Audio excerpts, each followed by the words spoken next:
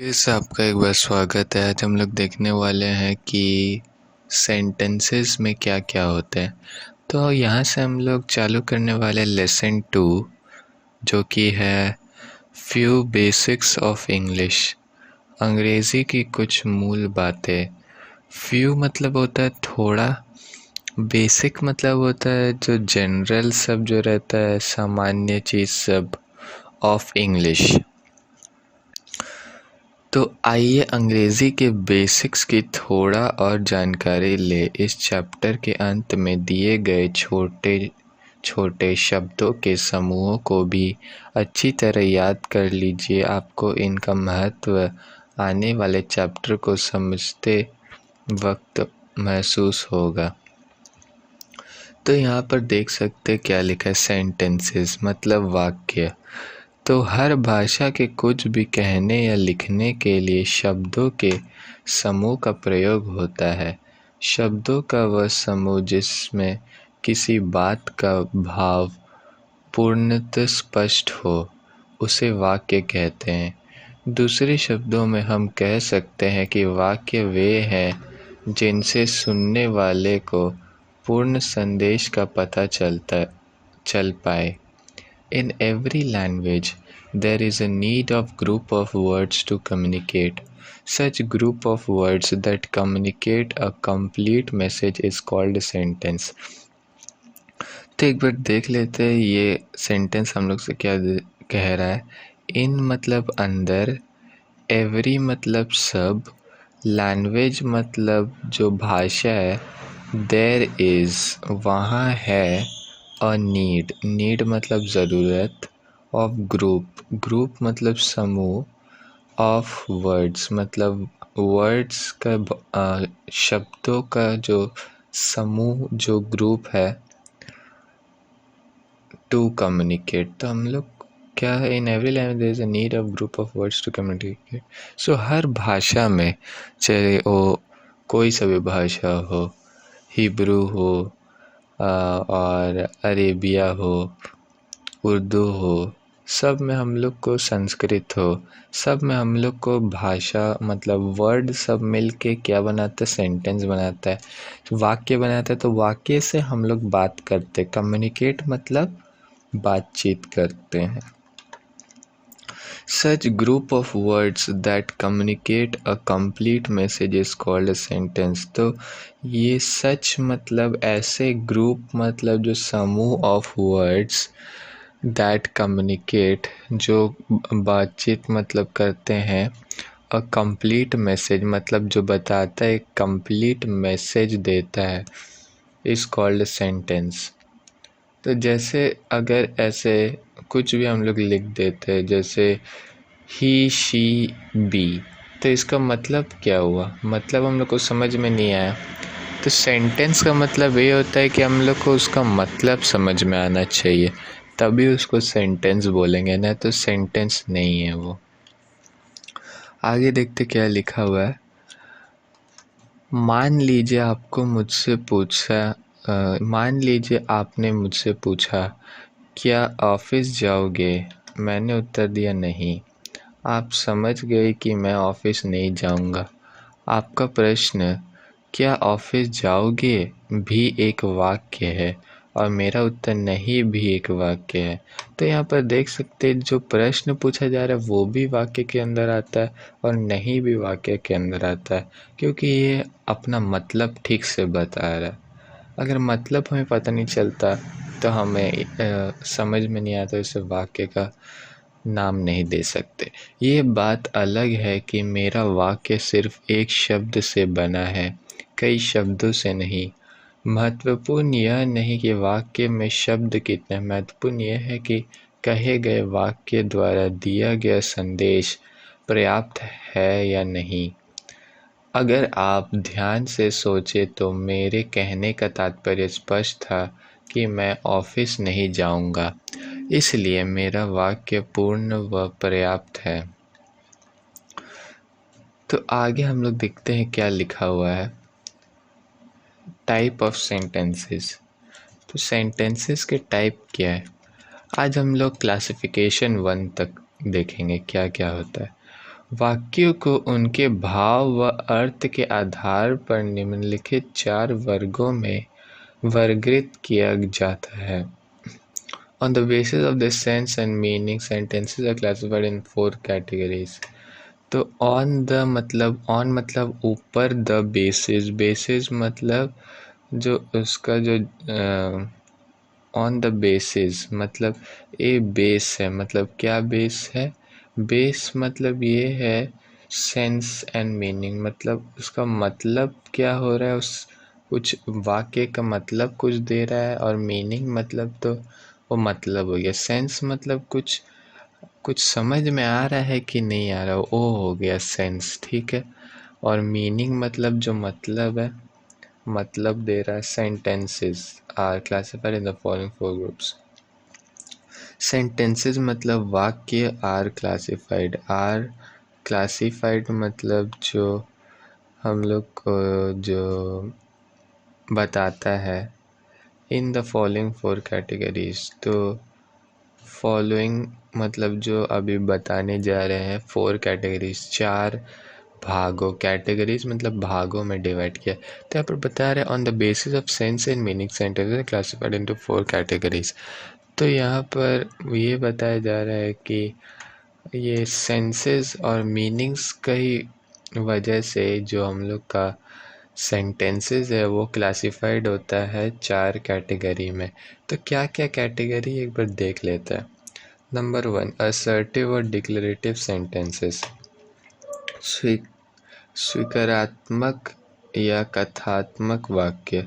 ऐसे वाक्यों में कुछ बताया जाता है कि है या किसी बात का वर्णन होता है, कोई भी बात, चाहे वह एक तथ्य हो या एक सोच। Such sentences state a fact, opinion और आइडिया। तो असर्टिव और डिक्लेरेटिव सेंटेंस क्या रहता है? वो क्या बताता है? फैक्ट बताता है, तथ्य बताता है, ओपिनियन किसी का कुछ सोच है, या आइडिया मतलब जो कुछ अगर कोई बताना चाह रहा है, सोच हो गया, ठीक है। ओपिनियन मतलब कुछ अपना बात रखना चाह रहा है। तो सच सेंटेंसेस ऐसे वाक्य स्टेट ऑफ फैक्ट बताते हैं, फैक्ट मतलब तथ्य बताते हैं, ओपिनियन बताते हैं किसी का बात को अगर रखना चाह रहा है, और आइडिया किसी का सोच, ठीक है। उदाहरण के तौर पर यहाँ पर एग्जाम्पल मतलब उदाहरण हो गया। तो नंबर 1 क्या बता रहा है? आयांश इज माई सन। तो आयांश कौन है? क्या हो गया? नीचे हो रहा भाई। आयांश इज माई सन। तो आयांश इज मतलब है, माई सन, माई मतलब मेरा, सन मतलब बेटा। तो Aayansh is my son. Aman is not at home. Aman is है, नॉट मतलब नहीं, एट होम घर मतलब home. Arnavi doesn't go to school. Arnavi doesn't नहीं, गो मतलब जाती, टू स्कूल स्कूल नहीं जाती Arnavi. Mom scolds me. Mummy scolds मतलब डांटती, मी मतलब मुझे, मम्मी स्कोल्ड्स मी। तो ये सब एग्जाम्पल है असर्टिव और डिक्लेरेटिव सेंटेंसेस का। आगे हम लोग देखेंगे ऊपर दिए गए सभी वाक्यों में कुछ बताया गया है, अर्थात किसी बात का वर्णन है। आम बोलचाल में सबसे अधिक जो वाक्य प्रयोग किए जाते हैं वे इसी वर्ग के होते हैं। आगे हम लोग देखते क्या लिखा हुआ, इंटीग्रेटिव सेंटेंसेस, प्रश्नवाचक वाक्य। ऐसे वाक्य जिनमें कोई प्रश्न पूछा जाता है। Sentences where a question is asked. उदाहरण के तौर पे number 1, is Aman not at home. मतलब क्या अमन नॉट एट होम नहीं है घर पे? तो यहाँ पर हम लोग क्वेश्चन मार्क पूछते हैं। और नंबर 2, डू यू प्ले। क्या तुम, यू मतलब तुम, प्ले खेलते हो। तो यहाँ पर क्वेश्चन मार्क आ गया। ऊपर दिए गए वाक्यों में प्रश्न पूछे गए हैं। इस तरह के वाक्य हम अक्सर सुनते हैं। तो ये जैसे क्वेश्चन मार्क सब जो दिया हुआ है, ऐसे वाक्य सब जो दिया हुआ है, ये सब को हम लोग क्या बोलते हैं? इंटोगरेटिव सेंटेंसेस। क्या बोलते हैं? इंटोगरेटिव सेंटेंसेस। आगे हम लोग देखते हैं क्या होता है। आप बस नाम याद रखिए और कैसे कहाँ क्या प्रयोग हो रहा है वो याद रखिए। समय के साथ साथ जब हम लोग देखेंगे आर्टिकल और सब कैसे कैसे लिखते हैं, लेटर उटर, वो सब हम लोग जब देखेंगे तो हम लोग ये सब का यूज़ देखेंगे। अभी देखते हैं क्या लिखा हुआ है। इम्पेरेटिव सेंटेंसेस, आज्ञा सूचक वाक्य। आज्ञा सूचक वाक्य में क्या होता है? ऐसे वाक्य जो आज्ञा, संदेश या प्रार्थना व्यक्त करे। Sentences which are used to permit, command or request are known as imperative sentences. Sentences मतलब वाक्य, which are मतलब जो, use मतलब प्रयोग किए जाते हैं, to permit मतलब यूज़ किए जाते हैं कहाँ, कमांड मतलब आज्ञा देने में, और रिक्वेस्ट कुछ चीज़ का रिक्वेस्ट करने में, are known as imperative sentences. तो नोन मतलब इन्हें ऐसे जाना जाता है, कैसे? इम्पेरेटिव सेंटेंसेस के तौर पर जाना जाता है। उदाहरण के तौर पर नंबर 1, सिट देयर, वहाँ बैठो। नंबर 2, लेट मी गो, मुझे जाने दो।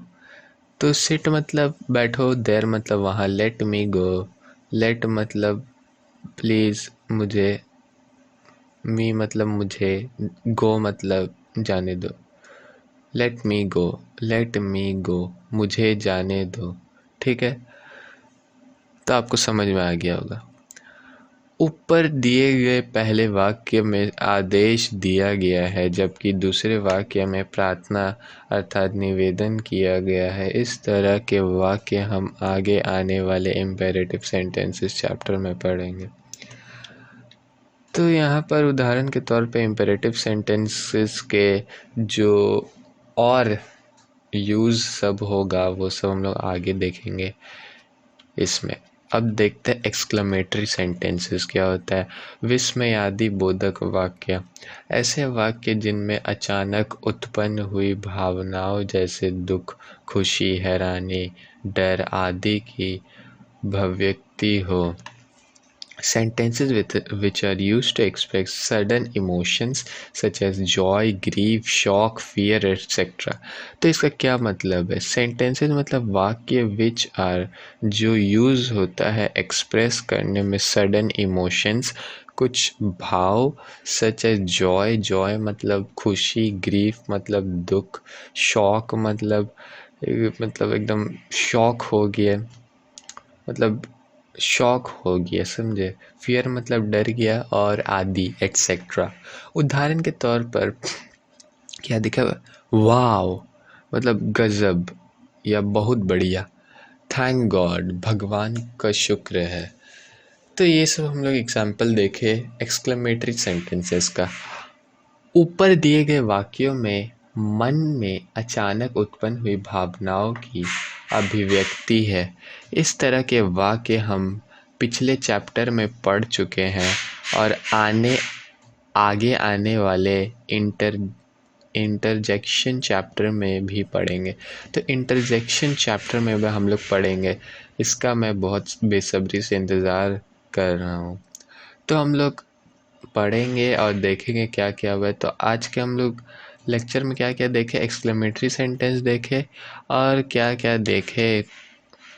इम्पेरेटिव सेंटेंस देखे, इंटोग्रेटिव सेंटेंस देखे, और ये देखे असर्टिव और डिक्लेरेटिव सेंटेंस। तो आने वाले हम लोग वीडियो में क्या देखने वाले? क्लासिफिकेशन 2। तो इसमें हम लोग और देखने वाले नेगेटिव पॉजिटिव सब देखने वाले क्या क्या होने वाला है।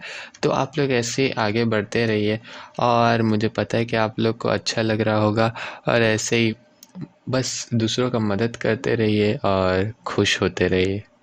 धन्यवाद।